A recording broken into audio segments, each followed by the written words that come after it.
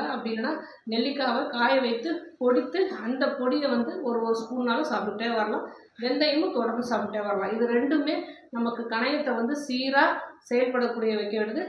கணையம் எப்போ சீராக செயல்படும் அப்படின்னா நம்ம உடம்புல உள்ள சூடு பாடி டெம்பரேச்சர் மெயின்டைன் ஆனால் மட்டும்தான் இந்த கணையம் சீராக வேலை செஞ்சுக்கிட்டே இருக்கும். இன்சுலினை சுரக்க வைத்துட்டே இருக்கும். இந்த சூடு ஏறினாலும் சரி இறங்கினாலும் சரி இந்த கணையம் வந்து ரொம்ப டயர்டாகி அது வந்து இன்சுலின் சுரக்கிறத கொஞ்சம் கொஞ்சமாக குறைச்சிக்கும். அதனால தான் சீராக உடற்பயிற்சி செய்கிறது, சாப்பாடு அது செரிமானத்தில் தேவையான சாப்பாடு உயிர் சத்துக்கள் நிறைந்த சாப்பாடு சாப்பிட்றது எல்லாமே இந்த கணையத்துக்கு வந்து பாடி டெம்பரேச்சரை மெயின்டைன் பண்ணுறதுக்கு ரொம்ப யூஸ்ஃபுல்லாக இருக்கும்.